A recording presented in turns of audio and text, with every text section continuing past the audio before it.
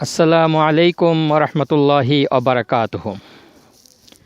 জাবালে সৌর বা জাবালে থৌর, কেউ কেউ এটাকে জাবালে সৌর বলে। বেশিরভাগ প্রচলিত শব্দ জাবালে সৌর বা সৌর পাহাড়, আবার অনেকে থৌর বলে থাকেন। জাবালে সৌর হলো সেই পাহাড় যেখানে রাসূল পাক সাল্লাল্লাহু আলাইহি সাল্লাম তার প্রিয়তম সাহাবী হযরত আবু বকর রাদিয়াল্লাহু তাআলা আনহুকে দিয়ে 3 দিন 3 রাত এখানে অবস্থান করেছিলেন। আজকে আমরা এই জাবালে সৌরে পরিদর্শন করতে এসেছি। এখন বিকাল 4টা বাজে, আমরা রওনা দিয়েছি। এর উচ্চতা 5,500 ফিট।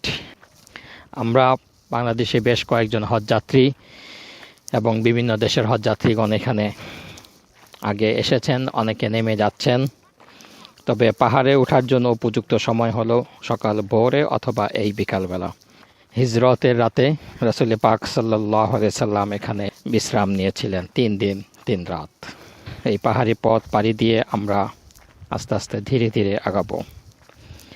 নবুয়তের 13 বছরে, অর্থাৎ নবুয়ত লাভের পরে রাসূল পাক সাল্লাল্লাহু আলাইহি সাল্লাম 40 বছর বয়সে নবুয়ত লাভ করেন। অর্থাৎ 53 বছর বয়সে কাফেরদের অত্যাচার নির্যাতন যখন দিন দিন বেড়েই চলল, তখন মহান আল্লাহ পাকের নির্দেশে রাসূল পাক সাল্লাল্লাহু আলাইহি সাল্লাম মদিনায় হিজরত করতে বাধ্য হলেন। শুধু দর্শক মণ্ডলী, আমরা প্রায় 45 মিনিট হাঁটার পরে জাবালে সৌরের মোটামুটি বলতে গেলে অর্ধেক পথ পাড়ি দিয়ে এসেছি। আরও দীর্ঘ পথ সামনে রয়েছে। সেই সামনে যে উঁচু টিলাটি দেখতে পাচ্ছি, আমরা সেখানে পৌঁছবো ইনশাল্লাহ আরও কিছুক্ষণ হাঁটার পরে। জায়গায় জায়গায় যারাই ক্লান্ত পরিশ্রান্ত হয়ে পড়েছেন তারাই একটু বিশ্রাম নিচ্ছেন। ওঠার ফাঁকে ফাঁকে আমাদের বাংলাদেশীয় 2জন হজযাত্রী আজকে এসে এখানে ওঠার পথে একটু বিশ্রাম নিচ্ছেন। নিচে আরও কয়েকজন রয়েছেন। বেশ কষ্টসাধ্য পথ। আমরা উপরে ওঠার সময় চিন্তা করতেছি রাসূল পাক সাল্লাল্লাহু আলাইহি সাল্লামকে কাঁধে নিয়ে হযরত আবু বকর সিদ্দিক রাদিয়াল্লাহু তাআলা আনহু সেই হিজরতের রাতে কিভাবে এই 5,500 ফিট উপরে উঠলেন। অর্থাৎ রাসূল পাক সাল্লাল্লাহু আলাইহি সাল্লাম এবং আবু বকর সিদ্দিক রাদিয়াল্লাহু তাআলা আনহু যখন এই নিচে এসেছিলেন, তখন আবু বকর রাদিয়াল্লাহু তাআলা আনহু বললেন, ইয়া রাসূলুল্লাহ, আপনার পায়ের ছাপ কাফেররা চিনে ফেলবে, আপনি আমার কাঁধে উঠুন। এবং আরও অবাক করা বিষয়, হযরত আবু বকর রাদিয়াল্লাহু তাআলা আনহু পুরা পা ফেলে হেঁটে আসেন নাই।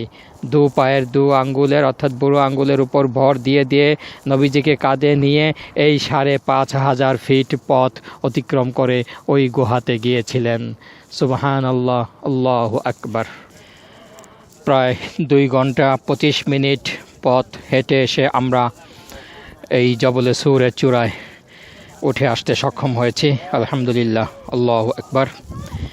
এখানে আসার পর একটি প্রশান্তি লাভ করা যায়, যা বলে বোঝানো যাবে না। কেউ যদি এখানে না আসেন তাহলে বুঝবেন না এখানে আসার পরে কীরকম একটা শান্তি লাভ হয় মনের মাঝে, অন্যরকম একটা অনুভূতি। এখানে আসলে মোটামুটি মক্কা শহর চতুর্দিকে দেখা যায়, পাহাড় আর পাহাড়ের দেশ। দূরে যে লাইটগুলি দেখা যাচ্ছে এগুলি মিনার তাঁবু। সামনে এই ডান দিকে মুজদালিফা এবং তারও ডান দিকে ওদিকে আরাফার ময়দান। মোটামুটি মক্কা শহর চতুর্দিকে দেখা যাচ্ছে। গারে সৌর মূলত এই যে কাবা দেখা যাচ্ছে, এই কাবা থেকে মদিনার রাস্তা হলো ওই দিকে, অর্থাৎ আমরা যেদিকে দাঁড়িয়ে আছি তার বিপরীত দিকে। কিন্তু কৌশলগত কারণে রাসূল পাক সাল্লাল্লাহু আলাইহি ওয়াসাল্লাম এই হিজরতের রাতে মদিনার রাস্তার দিকে না যেয়ে তার উল্টা দিকে এই গারে সৌরে চলে আসেন। নবুয়তের 13 বছর পর, অর্থাৎ যেটা আমি আগে উল্লেখ করেছি, রাসূল পাক সাল্লাল্লাহু আলাইহি সাল্লামের 53 বছর বয়সে যখন ইসলাম বেশ প্রচার প্রসার লাভ করতে থাকে, অপরদিকে কাফেরগণ তত ক্ষিপ্ত হতে থাকে। তারা নানা ফন্দি ফিকির করতে থাকে কিভাবে রাসূল পাক সাল্লাল্লাহু আলাইহি সাল্লামকে দুনিয়া থেকে বিদায় করা যায়। বর্তমানে মক্কার যেই 51 নম্বর গেট রয়েছে সেখানে একটি জায়গা ছিল, মক্কার টাউন হল বলেন বা প্রেস ক্লাব বলেন বা মিলনায়তন বলেন, সেটি ছিল কাফেরদের আড্ডাখানা। সেখানে বড় বড় কাফেরগণ এই হিজরতের আগের রাতে উতবা ইবনে রবিয়া, সাইবা ইবনে রবিয়া, আবু সুফিয়ান ইবনে হারব, তাইমা ইবনে আদি জুবাইর ইবনে মুতইম, হারিস ইবনে আমির, নাজর ইবনে হারিস, আবুল মুখতার ইবনে হিসাম, আবু জাহেল প্রমুখ, অর্থাৎ কাফেরদের মধ্যে যেইগুলি নাম করা কাফের ছিল, সেই রাতে তারা একসাথে মিটিং বসে এখানে, যে কিভাবে কি করে এই মুহাম্মদ সাল্লাল্লাহু আলাইহি সাল্লামকে দুনিয়া থেকে শেষ করে দেওয়া যায়, অর্থাৎ তার ইসলামের মিশন শেষ করে দেওয়া যায়।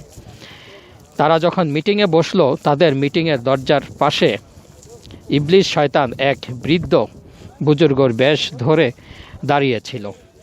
তারা যখন পরিচয় দিল, জনাব আপনি কে, তখন ইবলিস পরিচয় দিল, আমি নজদের শায়েখ, অর্থাৎ নজদের একজন বিখ্যাত মুফতি শায়েখ, আমরা বর্তমানে যেরকম শায়েখ বলি সেরকম শায়েখ।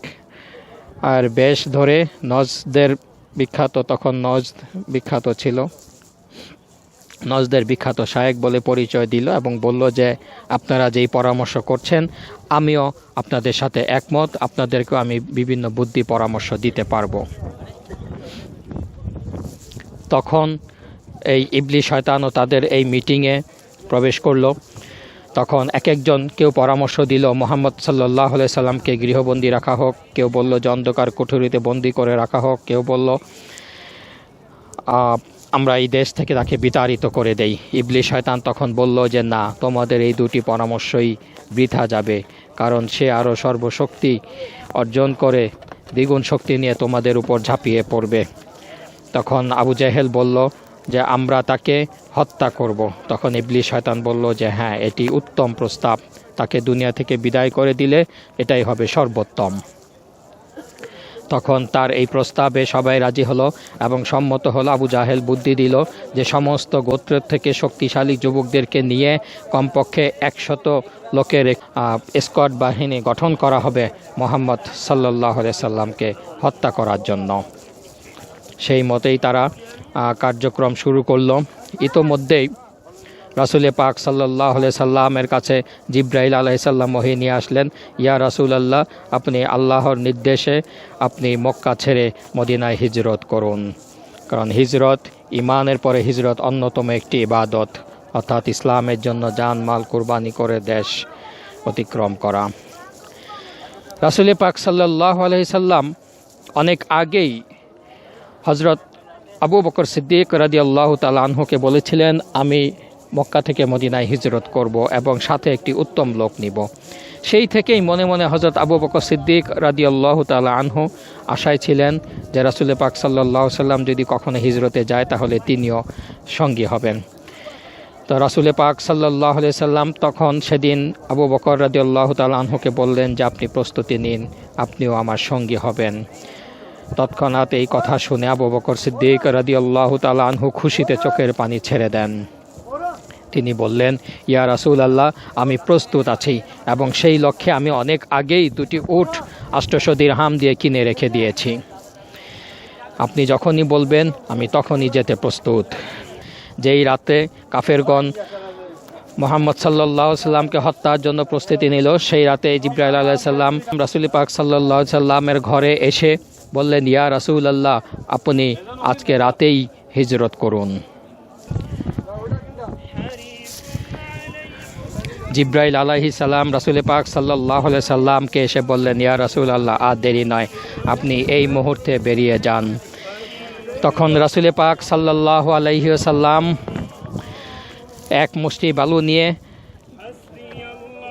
হযরত আলী রাদিয়াল্লাহু তাআলা আনহুকে বললেন, হে আলী, তুমি আমার বিছানায় শুয়ে থাকো, আমার সবুজ চাদর গায়ে দিয়ে তুমি শুয়ে থাকো, আর আমি তোমার কাছে সমস্ত আমানত, অর্থাৎ মক্কার কাফিরগণ রাসূল পাক সাল্লাল্লাহু আলাইহি সাল্লামের প্রতি ঈমান না আনলেও তাকে আলামিন, সত্যবাদী, আমানতধারী হিসাবে বিশ্বাস করতেন।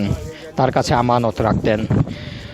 আলী রাদিয়াল্লাহু তাআলা আনহুকে সেই আমানত ফেরত দেবার দায়িত্ব দিয়ে রাসূল পাক সাল্লাল্লাহু আলাইহি সাল্লাম এক মুষ্টি বালু নিয়ে ফাগশাইনাহুম ফাহুম লা ইউবসিরুন বলে কাফেরদের দিকে বালি নিক্ষেপ করলো। অর্থাৎ কাফেরগণ প্রায় 100 লোকের বাহিনী রাসূল পাক সাল্লাল্লাহু আলাইহি সাল্লামের ঘরে চতুর্দিকে ঘেরাও করে রেখেছিল যে সকাল হলেই মুহাম্মদ সাল্লাল্লাহু আলাইহি সাল্লামকে হত্যা করবে। তাদের একটি নীতি ছিল যে রাতের বেলা যদি কোনো মহিলা বা বাচ্চা ঘরের ভিতর থাকে তাহলে সেই ঘরে তারা প্রবেশ করে না। এই জন্যই তারা সকাল পর্যন্ত অপেক্ষা করছিল। ইতিমধ্যেই মুহাম্মদ সাল্লাল্লাহু আলাইহি সাল্লাম যখন এই বালি নিক্ষেপ করলো, সমস্ত বালি কাফেরদের চোখে চোখে পৌঁছে গেল এবং তারা অন্ধ হয়ে গেল সাময়িক সময়ের জন্য। এরই মাঝে রাসূল পাক সাল্লাল্লাহু আলাইহি সাল্লাম বের হয়ে গেলেন। সেই মুহূর্তের কথা স্মরণ করে আল্লাহ পাক তার পবিত্র কোরআনে উল্লেখ করেন, অমা রমাইতা ইজ রমাইতা ওয়ালাকিন্নাল্লাহ রামা। হে নবী, আপনি বালু নিক্ষেপ করেন নাই, আপনার হাত দিয়ে নিক্ষেপ করেছে আমি এবং সবার চোখে চোখে পৌঁছে দিয়েছি তা আমি। রাসূল পাক সাল্লাল্লাহু আলাইহি সাল্লাম যখন চলে গেলেন তখন এক লোক এসে কাফেরদেরকে বলল যে তোমরা কী জন্য এই বাড়ি ঘেরাও করে রেখেছ? তারা বলল যে আমরা মুহাম্মদ সাল্লাল্লাহু আলাইহি সাল্লামকে হত্যা করার জন্য অপেক্ষা করছি, সকাল হলেই তাকে ধরব। ওই লোকটি বলল তোমরা ভুল পথে আগাচ্ছ, সে তো এখানে নেই, সে অনেক আগেই বের হয়ে চলে গিয়েছে।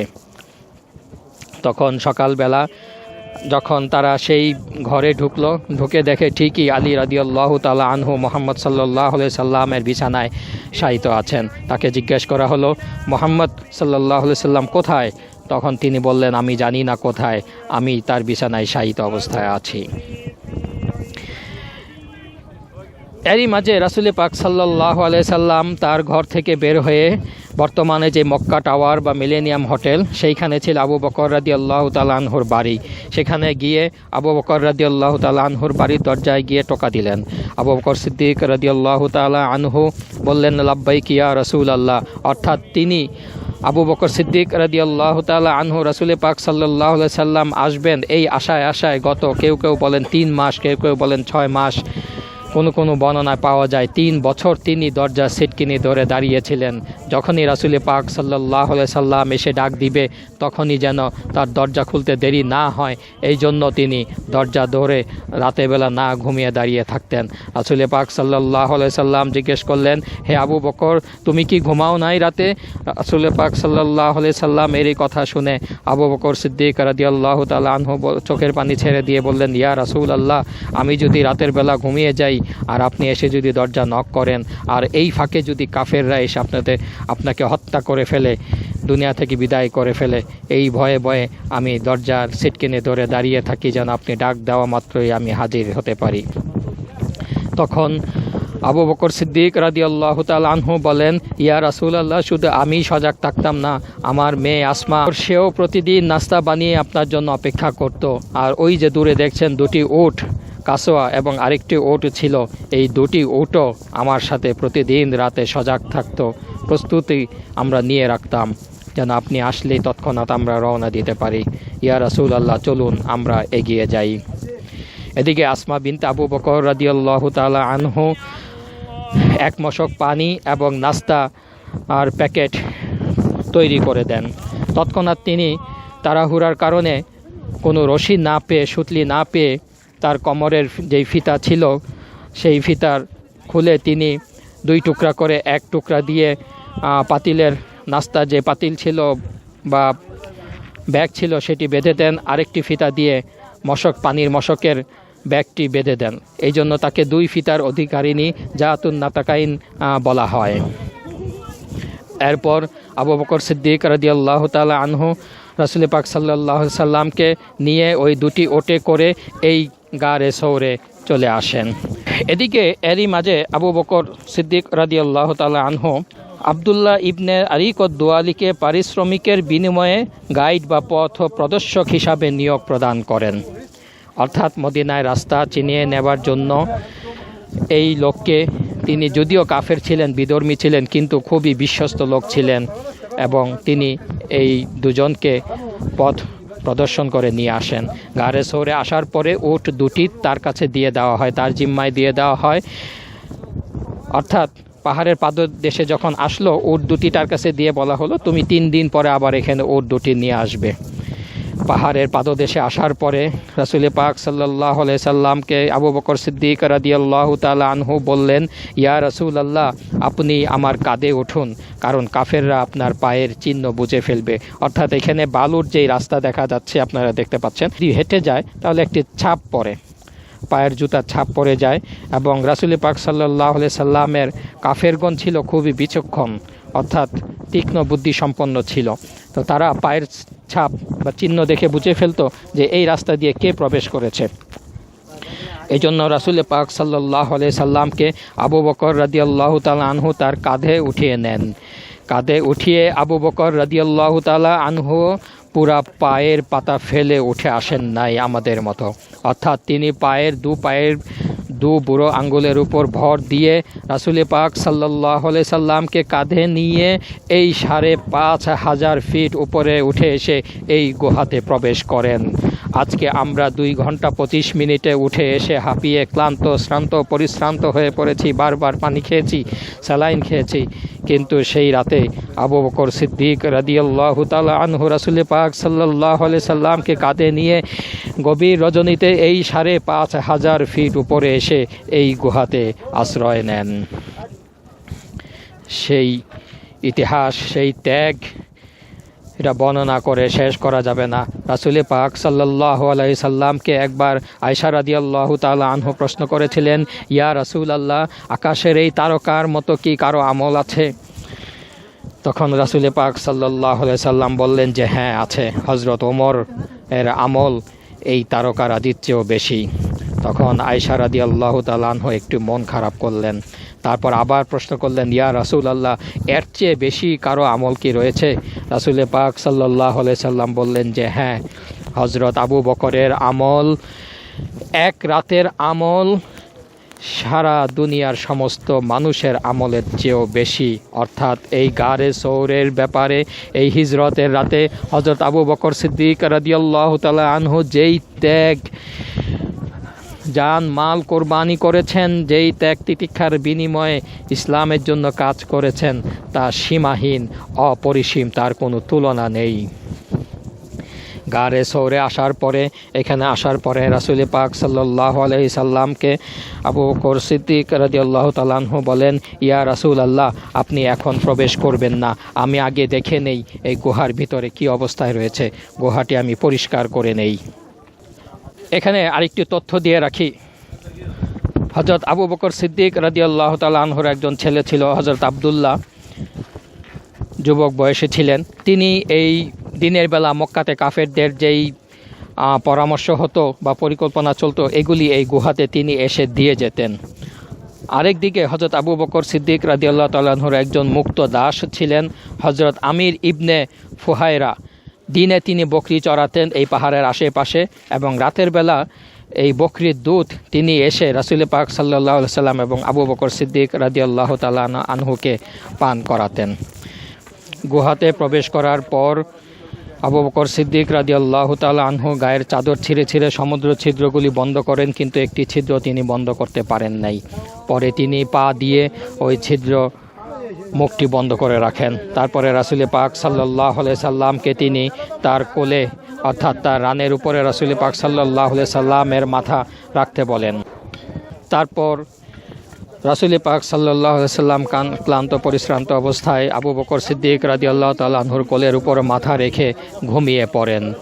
তারপর হঠাৎ করে তিনি কাঁদতে শুরু করলেন, অর্থাৎ আবু বকর সিদ্দিক রাদিয়াল্লাহু তাআলা আনহু বিষের যন্ত্রণায় কাঁদা শুরু করলেন। তখন চোখের পানি, তবুও তিনি হযরত রাসূল পাক সাল্লাল্লাহু আলাইহি সাল্লামকে ডাক দেন নাই। আবু বকর সিদ্দিক রাদিয়াল্লাহু তাআলা আনহু চোখের পানি নবীজির মুখের উপরে যখন পড়ে, নবীজির ঘুম ভেঙে যায়। তখন রাসূলুল্লাহ সাল্লাল্লাহু আলাইহি ওয়াসাল্লাম জিজ্ঞেস করেন, হে আবু বকর, তোমার কি হয়েছে, তুমি কেন কাঁদছো? তখন আবু বকর সিদ্দিক রাদিয়াল্লাহু তাআলা আনহু বলেন, ইয়া রাসূলুল্লাহ, মনে হয় কোনো বিষাক্ত জিনিস আমার পায়ে কামড় দিয়েছে। আমি তা বিষের যন্ত্রণায় ছটফট করে কাঁদছি, সহ্য করতে পারছি না। রাসূল পাক সাল্লাল্লাহু আলাইহি সাল্লাম বললেন, তুমি পা সরাও। তৎক্ষণাৎ সেই গুহা থেকে একটি সাপ বেরিয়ে এলো এবং সাপটি বলল, ইয়া রাসূলুল্লাহ, আমি আপনার নুরানি চেহারা মোবারক দেখার জন্য বারবার চেষ্টা করছিলাম।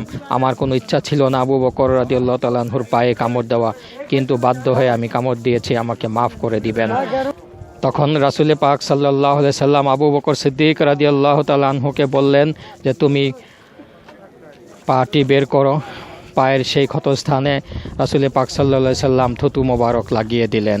তৎক্ষণাৎ বিষের যন্ত্রণা শেষ হয়ে গেল।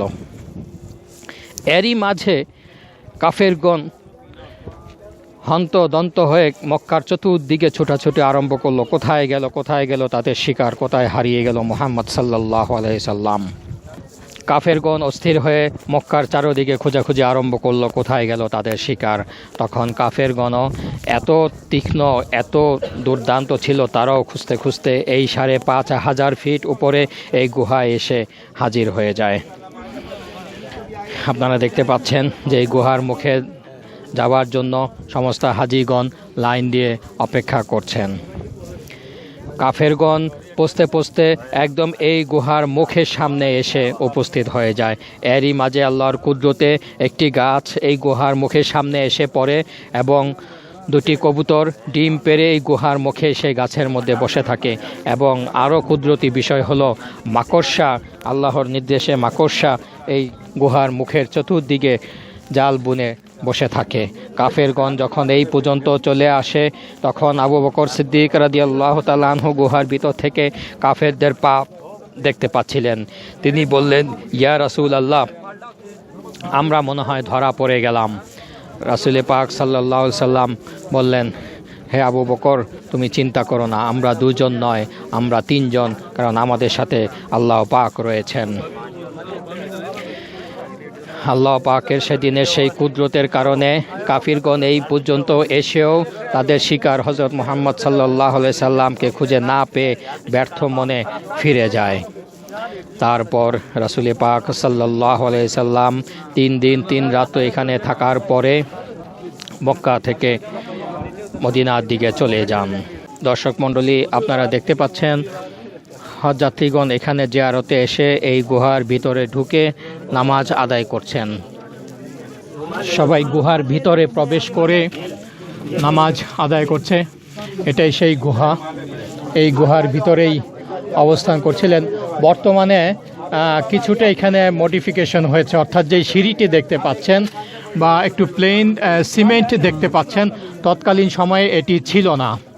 অর্থাৎ রাসূল পাক সাল্লাল্লাহু আলাইহি সাল্লাম যখন ছিলেন তখন এটা সম্পূর্ণ পাহাড়ি ছিলেন। সবাই দেখুন গুহার ভিতরে প্রবেশ করছে। গুহাতে প্রবেশ করে সবাই এই গুহার ভিতরে নামাজ আদায় করছেন। এখানেই রাসূল পাক সাল্লাল্লাহু আলাইহি সাল্লাম ইসলামের জন্য ত্যাগ স্বীকার করে ৩ দিন ৩ রাত অবস্থান করেছিলেন হিজরতের জন্য।